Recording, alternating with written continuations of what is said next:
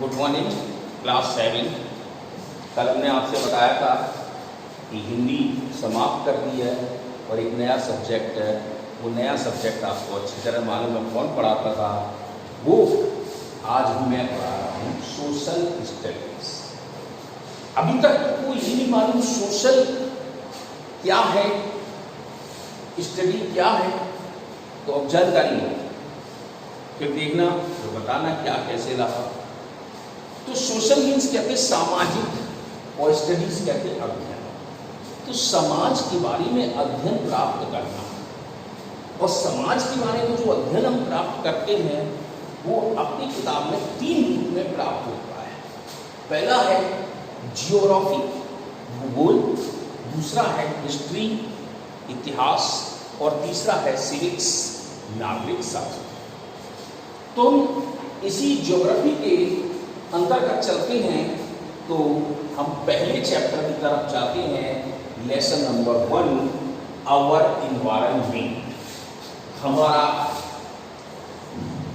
पर्यावरण क्या है, इन्वायरमेंट क्या है।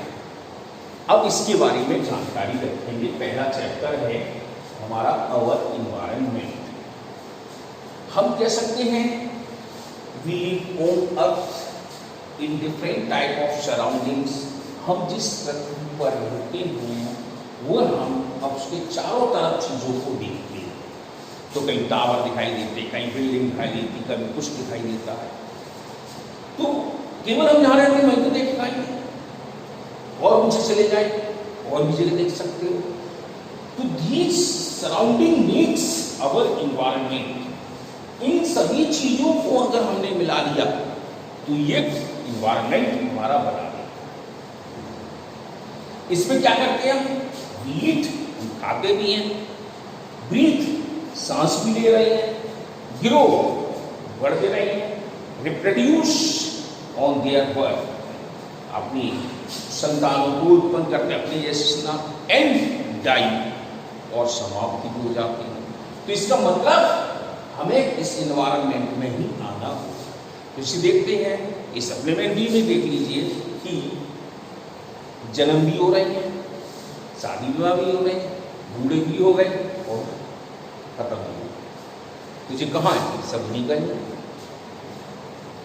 तो हमारे इसी के अगले वाले क्वेश्चन से ऐसे चलता है, तो the next generations come and process goes and the human बीस फ्लोरिश्ड ऑन अर्थ। इसका अर्थ ये बना कि हम नेक्स्ट जनरेशन, अगली हमारी पीढ़ी आती है, जनरेशन मीन्स कहते पीढ़ी, तो उसके प्रोसेस से हम अपने मनुष्य को आगे बढ़ाना, मनुष्य जीवन बढ़ना।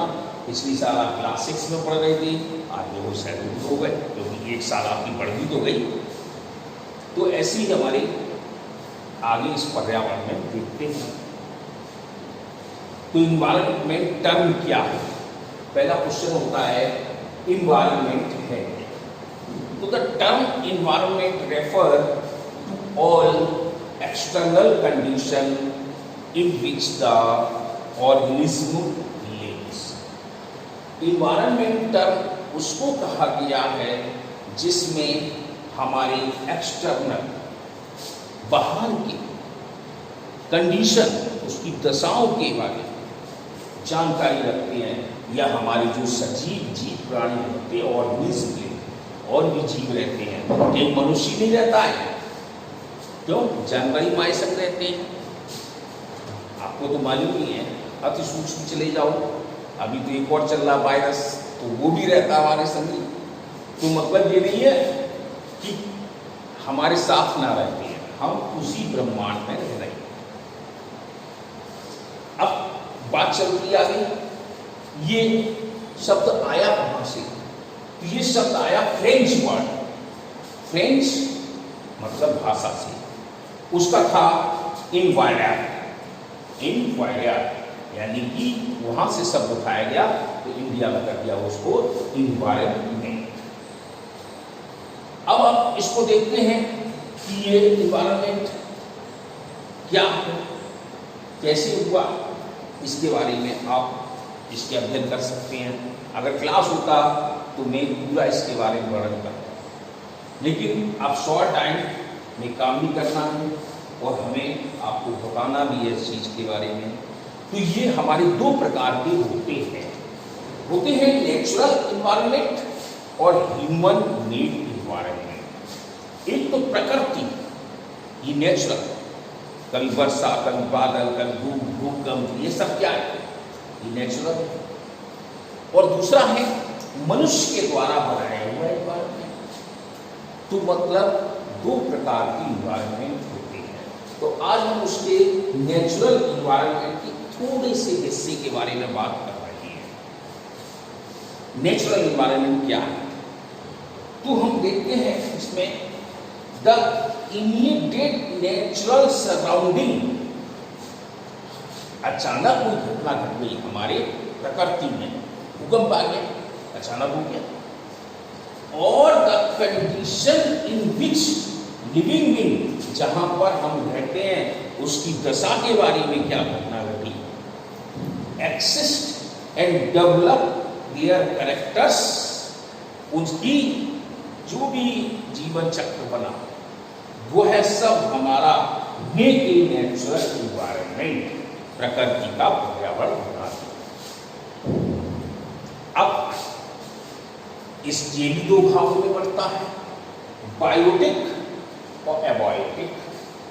अब बायोटिक क्या है, एबायोटिक क्या है, इसके बारे में देखो।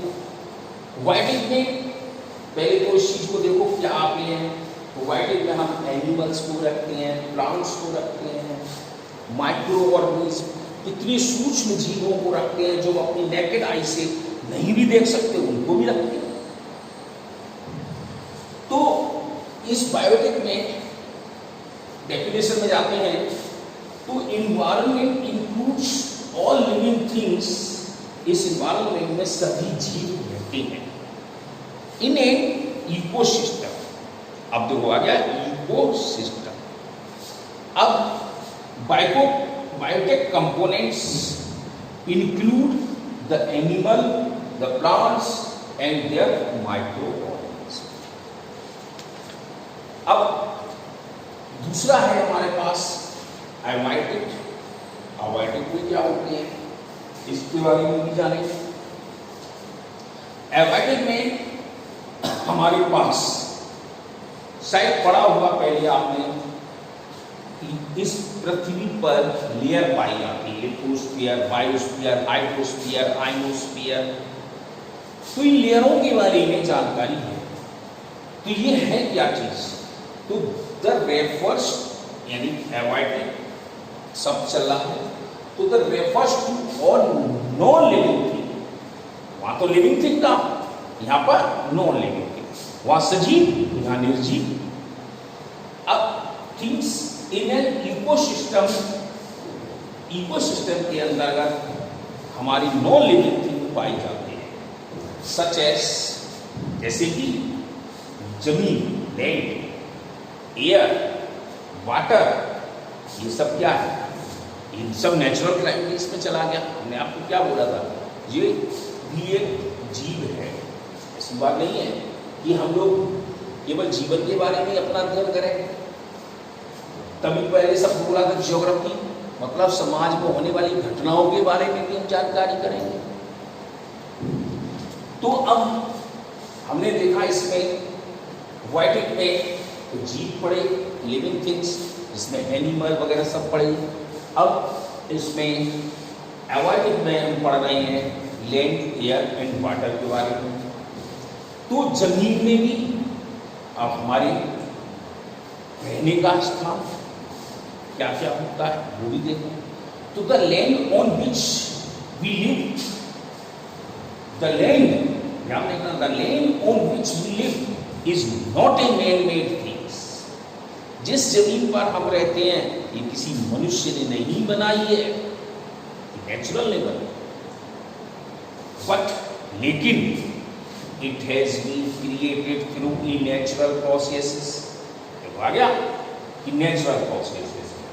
सिमिलरली जिसमें एयर है, वाटर है, नेचुरल वेजिटेशन है, प्रकृतियां, वनस्पतियां हैं, आल्सो ऑक्टेड नेचुरल इन सब नेचुरल।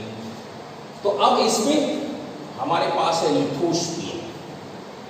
अब लिथोस्फीयर में क्या होता है, इसमें एयर,